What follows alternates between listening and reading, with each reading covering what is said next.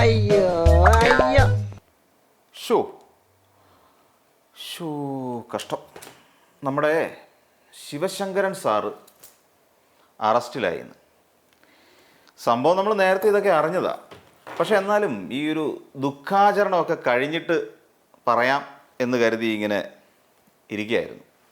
In the right path, right route to this life mission scam. ഏണ്ട വന്നല്ലോ.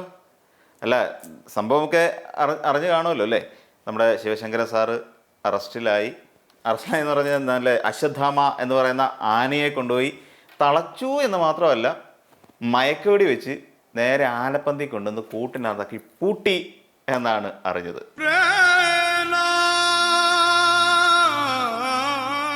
Shiv Shankar sir is arrested today. It is very sad that he is arrested. So sad അല്ലേ. നന്നായി. പുള്ളിക്കിട്ട് നല്ല grand പണി കൊടുത്തിട്ട് ഇങ്ങനെ തന്നെ പറയണം. പുള്ളി എന്നാ തെറ്റ് ചെയ്തേ? പുള്ളിക്കാരനാണെങ്കിൽ ഒരു ആത്മകഥ എഴുതി, അശ്വത്ഥാമ ഒരാന. ഇതങ്ങോട്ട് കഴിഞ്ഞ പാടെ ഇച്ചയ്ക്ക് എന്നാ ചെയ്തത് എന്നാന്ന് വെച്ച് കഴിഞ്ഞാലേ, നേരെ ഒരു സുവർണ അമർ ചിത്രകഥ എഴുതി. എന്താണെന്നറിയാമോ? പത്മവ്യൂഹം, ചതിയുടെ പത്മവ്യൂഹം. എന്നിട്ട് അതെഴുതി പണിയും കൊടുത്ത്, ഇതും പോരാഞ്ഞിട്ട് അദ്ദേഹത്തിൻ്റെ തലയിൽ കയറിയിരുന്ന് പഞ്ചാരിമേളം കൂടെ കൊട്ടിയിട്ട് പറയണ പറച്ചില്ലേ, സോ സാഡ് അല്ലേ. രണ്ടും കൂടി ഒരുമിച്ച് വേണ്ട. ഒരു ഇച്ചിരി സമാധാനമൊക്കെ ആയി കാണുമല്ലോ അല്ലേ. ഈ പത്മവ്യൂഹത്തിൻ്റെ നല്ല ഒന്നാന്തരം ഒരു എതളാണ് തല്ലിക്കൊഴിച്ച് കളഞ്ഞത്. ഇത് കാണുമ്പോൾ എനിക്ക് ഓർമ്മ വരുന്നൊരു സംഭവം, ഈ മഹാകവി കുമാരനാശാൻ്റെ വീണപൂവ് എന്ന് പറയുന്ന ഒരു കവിതയുണ്ട്. അതിനകത്തിൽ ആദ്യത്തെ വരിയാണ്, ഹാ പുഷ്പമേ അധിക തുങ്ക പദത്തിലെത്ര ശോഭിച്ചിരുന്നതൊരു രാജ്ഞി കണക്കേ നീ എന്നാണ് ആ വരികൾ. ഇവിടെ രാജാ കണക്കേ നീ എന്നാക്കുന്നതായിരിക്കും ഉചിതം. എന്ത് ചെയ്യാനാന്ന് പറ. എല്ലാവരുടെയും അവസ്ഥ ഇത് തന്നെ, എല്ലാ മനുഷ്യരുടെയും അവസ്ഥ ഇത് തന്നെ. എങ്ങനെ കഴിഞ്ഞിരുന്ന ഒരു മനുഷ്യനാണ് അല്ലേ. സോ സാഡ്, കഷ്ടം. But still, it's not yet over. ഇതുവരെ അത് കഴിഞ്ഞിട്ടില്ല. അത് ശരി. അപ്പം അങ്ങനെയാണെങ്കിൽ ഇനി എന്താണ് ഇന്ദുചൂടിയുടെ future plan? I am going forward. ഓ, അപ്പം ചേച്ചി രണ്ടും കൽപ്പിച്ചാണല്ലേ. ഓക്കെ, അങ്ങനെയാണെങ്കിൽ പലർക്കും പണി കിട്ടാനുള്ള ഒരു സാധ്യതയുണ്ട്. പക്ഷെ ചേച്ചി പറയുന്നത് എവിടെയോ കൊള്ളിച്ച് പറയുന്ന പോലെ ഒരു ഫീലുണ്ട് കേട്ടോ. As I always told you, എല്ലാരോടും ആദ്യം മുതൽ ഈ നിമിഷം വരെ പറയുന്ന ഒരേ ഒരു കാര്യം, who are the beneficiaries, who all really benefited. Okay, I agreed, but who are the beneficiaries? അയ്യോ ക്ഷമിക്കണം, ഇത് പറഞ്ഞു വന്ന കൂട്ടത്തിൽ അങ്ങ് പറഞ്ഞു പോയെന്നേ ഉള്ളൂ. ആ ഒരു ഓളത്തിനങ്ങ് പോയതാ. ചേച്ചിക്ക് ആരെങ്കിലും സംശയമുണ്ടോ? ആരൊക്കെയാണ് ഈ ഒരു ബെനിഫിഷ്യറീസിൻ്റെ കൂട്ടത്തിൽ വരുന്നത്? ആരൊക്കെയാണ് ഇതിനകത്ത് പങ്കാളികളായത്? അങ്ങനെ എന്തെങ്കിലും ഒരു ഐഡിയ ഉണ്ടോ? കേരളം മൊത്തം വിറ്റ് തൊലയ്ക്കാൻ വേണ്ടി ഇറങ്ങിത്തിരിച്ച honourable chief minister, his wife, his daughter, everybody will come to light. ഇതിന്റെ പിന്നിലുള്ള കടലിന്റെ അങ്ങ് അടിയിൽ കിടക്കുന്ന എല്ലാ വലിയ ഫിഷുകളും പുറത്തു കൊണ്ടുവരാൻ തന്നെയാണ് ഞാൻ തീരുമാനിച്ചിരിക്കുന്നത്. 2 ഓലക്കീറോ വെള്ള തുണി എടുത്തോളൂ എന്നെ മൂടാൻ. അപ്പം സഖാവ് കുടുങ്ങും. സഖാവ് മാത്രമല്ല, സഖാവിൻ്റെ കുടുംബവും കുടുങ്ങും. ഇപ്പം ഈ ഒരു പുതിയ രീതി വരുമ്പോൾ ഈ കുടുക്കുന്നതാണല്ലോ നമ്മുടെ കുടുംബം. അത് നമ്മുടെ സഹാക്കന്മാരുടെ എല്ലാവരുടെയും പഴയ അവസ്ഥകളൊക്കെ എടുത്ത് പരിശോധിച്ചാൽ മനസ്സിലാവും. കുടുംബത്തിലുള്ള ആരെങ്കിലും ഒരാൾ വിചാരിച്ചാൽ മതി കുടുങ്ങാൻ. അതാണ് അവസ്ഥ. അപ്പം ചേച്ചിയും കൂടെ കൃത്യമായി ഇറങ്ങി നല്ല രീതിയിൽ ഫൈറ്റ് ചെയ്യുന്നതുകൊണ്ട് കുടുക്കൽ ഉറപ്പാണ് എന്നുള്ള കാര്യം നമുക്ക് മനസ്സിലായിട്ടുണ്ട്. പക്ഷേ ഇപ്പോഴും മനസ്സിലാവാത്തൊരു കാര്യമുണ്ട്. ചേച്ചി തലയ്ക്ക് വെളിവോടുകൂടി തന്നെയല്ലേ ഇതൊക്കെ വിളിച്ച് പറയുന്നത്? എന്നാണെന്നറിയോ? ഒന്നാമത് മുഖ്യനെതിരെയാണ് പറച്ചിൽ. ഈ പറച്ചിൽ കൂടിക്കഴിഞ്ഞാൽ വരുന്ന പ്രശ്നം അറിയാമല്ലോ. അത് തന്നെ, പിടിച്ച് ജയിലിലിട്ടോളെ. എന്നാ ചെയ്യും അന്നേരം? ഇതിൽ എനിക്ക് ജയിലിൽ കിടക്കേണ്ടി വന്നാൽ പോലും I have no regrets, but I will still fight and I will make sure that these people also come with me to the jail. അത്രയ്ക്ക് വലിയ കടുംപിടുത്തമൊന്നും പിടിക്കല്ലേ. ഈ എല്ലാവരും കൂടെ ജയിലിലായി കഴിഞ്ഞാൽ വലിയ പാടാ. ഇവിടെ പിന്നെ ഈ നമ്മുടെ മന്ത്രിമാരും മിക്കവാറും ചേച്ചി പറയുന്നതനുസരിച്ച് നോക്കുവാണെങ്കിൽ കേരളത്തിലെ മന്ത്രിസഭ തന്നെ മിക്കവാറും ജയിലിലേക്ക് പോകേണ്ടി വരും. അപ്പോൾ അതുകൊണ്ട് അത്രയ്ക്ക് കടുംപിടുത്തമൊന്നും വേണ്ട. പിന്നെ ചേച്ചിയെ പിടിച്ച് ജയിലിലിട്ടാനുള്ള അവസ്ഥകൾ അറിയാമല്ലോ. ഇനി ഞാൻ കൂടുതൽ പറഞ്ഞു തരേണ്ട ആവശ്യമൊന്നുമില്ല. എന്ത് ചെയ്യും ഇനി, എന്താണ് അടുത്തൊരു പ്ലാനിങ്? പിന്നെ വേറൊരു കാര്യമുണ്ട്, ഇങ്ങനെയൊക്കെയുള്ള ഒരു കാര്യങ്ങളൊക്കെ വിളിച്ചു പറയുമ്പോൾ കൃത്യമായ ഒരു എവിഡൻസ് ഉണ്ടാവണം. എവിഡൻസ് മീൻസ് തെളിവുകൾ. ആ തെളിവുകളില്ല എന്ന് പറഞ്ഞിട്ട് കാര്യമൊന്നുമില്ല കേട്ടോ. അതിൻ്റെ എല്ലാ എവിഡൻസസും, വാട്സാപ്പ് ചാറ്റ്സ്, ബാക്കി തുടങ്ങിയ എല്ലാ സംഭവവും എൻഫോഴ്സ്മെന്റ് ഡയറക്ടറേറ്റിന്റെ അതോറിറ്റീസിന് കൊടുത്തിട്ടുണ്ട്. അവരത് കൺഫ്രണ്ട് ചെയ്യുകയും ചെയ്തു. അതിന് ശേഷമാണ് അവരിപ്പോൾ ശിവശങ്കർ സാറിനെ അറസ്റ്റ് ചെയ്തത്.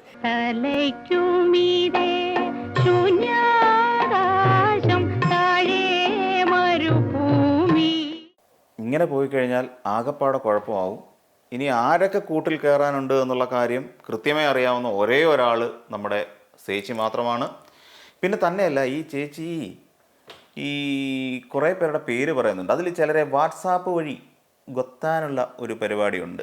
അപ്പോൾ അങ്ങനെ വന്നു കഴിഞ്ഞാൽ പലരും ഇതിനകത്ത് പിടിയിലാകുക എന്നുള്ള കാര്യം 100% ഉറപ്പാണ്. അത് ചേച്ചി തന്നെ പറഞ്ഞത്. ചേച്ചി ആരൊക്കെയാണ് ഇനിയിപ്പം മിക്കവാറും കൂട്ടിലാകാൻ സാധ്യതയുള്ള പൗരപ്രമുഖരായ വ്യക്തികൾ? വളരെ ഇമ്പോർട്ടൻ്റ് ആയിട്ടുള്ള ഒരു പേഴ്സണാലിറ്റിയും കൂടി ചോദ്യം ചെയ്യണം. ഒരു കാര്യം കൂടെ, ഈ ചേച്ചി പറഞ്ഞില്ല ഇമ്പോർട്ടൻ്റ് കിടിപിടി, അതാരാ ഈ ഇമ്പോർട്ടൻ്റ് കിടിപിടി? അതാണ് CM രവീന്ദ്രൻ. വലിയ കഷ്ടമായിപ്പോയി. ഈ പ്രമുഖം തന്നെയല്ലേ ചേച്ചിക്ക് രാത്രി മെസ്സേജ് അയക്കുന്നത് ഒരു 11 മണിയൊക്കെ കഴിയുമ്പം? എന്താ പറയുന്നത്? ഉറങ്ങിയോ, ഭർത്താവ് അടുത്തുണ്ടോ, ഇല്ലെങ്കിൽ ഒന്ന് വിളിക്കാമോ എന്നൊക്കെ ചോദിച്ചിട്ട്.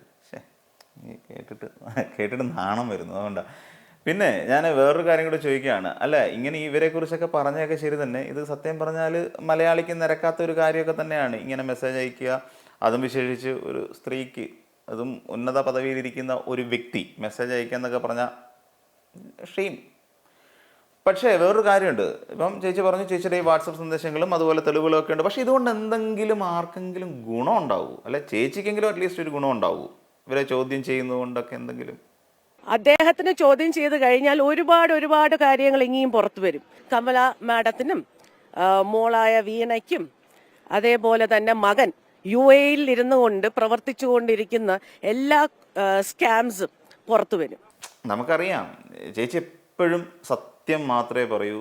സത്യം വദ ധർമ്മം ചര എന്നുള്ള രീതിയിൽ ഉറച്ചു വിശ്വസിക്കുന്ന ഒരാളാണ് നമ്മുടെ ചേച്ചി. പക്ഷേ ഇതൊന്നും കേട്ടിട്ട് മുഖ്യന് അത്ര പിടിച്ച മട്ടൊന്നുമില്ല. മുഖ്യ എന്താ ഇപ്പം ഒരു സംഭവം തപ്പി ഇറങ്ങിയിട്ടുണ്ട്. എന്താന്ന് നമുക്ക് നോക്കാം. കിട്ടുമോ? ഒലക്ക ഉണ്ടാവില്ല കേട്ടോ, ഒരല് മതിയോ? ശിവശങ്കർ സാർ വാ തുറന്ന് തന്നെ ആവണം. CMന്റെ ബാഗേജ് കൊണ്ടുപോയി ഇവിടുന്ന് വിത്ത് കറൻസി. പുള്ളിക്കാരൻ്റെ പുസ്തകത്തിലും പുള്ളിക്കാരൻ്റെ സ്റ്റേറ്റ്മെന്റിലും അങ്ങനെ ഒരു ബാഗേജ് CMന് വേണ്ടി കൊണ്ടുപോയിട്ടുണ്ടെന്ന് പറഞ്ഞിട്ടുണ്ട്. സഹിച്ച് നോക്കിയിരുന്നോ? ഇപ്പം അശ്വത്ഥാമ്മ വാ തുറന്നു തന്നെ. അശ്വത്ഥാമ്മ ഇനി വാ തുറക്കില്ല. വാ തുറക്കാനുള്ള ഒരു സാധ്യതയും നോക്കിയിട്ട് കാണുന്നില്ല. അങ്ങനെ ആയിരുന്നെങ്കിൽ പണ്ടേ വാ തുറന്നേനെ. പിന്നെ ഇടയ്ക്ക് ഞാനൊന്ന് ഒരു തെറ്റും ചെയ്തിട്ടില്ല, ഞാനൊരു പാവമാണെന്നൊക്കെ കാണിക്കാൻ വേണ്ടി അശ്വത്ഥാമ ഒരു ആന എന്ന് പറയുന്ന ഒരു പുസ്തകം എഴുതി. കൃത്യമായി അതിന് അങ്ങോട്ട് പുറത്ത് വന്ന് കഴിഞ്ഞ പാടെ ചേച്ചി എന്നാ ചെയ്തേ? ആ പാവത്തിനെ വെട്ടാൻ വേണ്ടിയിട്ട് ഒരു പത്രസമ്മേളനം വിളിച്ചു. പത്രസമ്മേളനം വിളിക്കുക മാത്രമാണോ ചെയ്തത്? നേരെ പോയിരുന്നൊരു പുസ്തകം എഴുതി. നല്ല കൃത്യമായ കളർ പട്ടമൊക്കെ പതിഞ്ഞിരിക്കുന്ന രീതിയിലൊരു പുസ്തകം. ഈ പുസ്തകം കൊണ്ട് എഴുതി എന്താ പറയാൻ, ഇതുപോലെ ഏറ്റവും കൂടുതൽ ഹോട്ട് സെയിൽ നടന്നിട്ടുള്ള ഒരു പുസ്തകം ഇതല്ലാതെ വേറെ ഞങ്ങൾ കണ്ടിട്ടില്ല. എന്നിട്ട് ഇപ്പം അശ്വത്ഥാമ എന്ന് പറയുന്ന ആന വാ വിളിക്കണമെന്ന് നോക്കി ഇരിക്കുകയാണല്ലേ. അപ്പൊ സത്യം വെളി വരും. ഏത് അറ്റം വരെ പോണെങ്കിലും, ഞാൻ ജയിലിൽ കിടക്കാനോ എന്നെ തൂക്കിക്കൊന്നാലോ എനിക്കതിൽ ദുഃഖമില്ല. സത്യം വെളി കൊണ്ടുവരാൻ വേണ്ടി എന്തായാലും I will keep on fighting. കഷ്ടം. ഇതൊക്കെ കണ്ടുകൊണ്ടിരിക്കുന്ന നമ്മുടെ ഒരു അവസ്ഥയൊന്നും ആലോചിച്ച് നോക്കിയേ. ഒരിടത്തൊരു ആന, പിന്നെ കുറേ പാപ്പാന്മാർ, പിന്നെ കുറേ ആന മുതലാളിമാർ, ഇവരെല്ലാം കൂടെ ചേർന്നിട്ടാണ് നമ്മുടെ ഈ പത്മവ്യൂഹത്തിനകത്ത് കിടന്നിട്ട് ഇങ്ങനെ കളിച്ചുകൊണ്ടിരിക്കുന്നത്. ഇതൊക്കെ കാണുമ്പോൾ സത്യം പറഞ്ഞാൽ നമ്മുടെ രാഷ്ട്രീയക്കാരോടും നമ്മുടെ ഭരണവ്യവസ്ഥയോടൊക്കെ നമുക്ക് തോന്നുന്നത് എന്താ പറയുക, ദേഷ്യമൊന്നുമല്ല, ദേഷ്യം അല്ല, നിരാശയല്ല, നമുക്ക് തോന്നുന്ന ഒരു സംഭവമുണ്ട്. യോ എന്ന കഷ്ടം പിടിച്ച പരിപാടിയാണ് ഇതാ ഇപ്പം എല്ലാവർക്കും തോന്നുന്നത്. എന്ത് ചെയ്യാനാ? ഇനിയിപ്പം എന്തേ ശിവശങ്കരൻ സാറിനെ ED ചോദ്യം ചെയ്തുകൊണ്ടിരിക്കുമോ? ഇനി ഈ ചോദ്യം ചെയ്യലൊക്കെ കഴിഞ്ഞ് നമ്മുടെ ശിവശങ്കരൻ സാറ് നേരത്തെ പറഞ്ഞ പോലെ, സ്വപ്നേച്ച് പറഞ്ഞ പോലെ എന്തെങ്കിലും വാ തുറന്ന് പറഞ്ഞാൽ പിന്നെ ഒന്നും പറയണ്ടല്ലോ. അപ്പം വാ തുറക്കുന്നതും കാത്ത് നമുക്ക് തൽക്കാലം വെയിറ്റ് ചെയ്യാം. ഓക്കെ.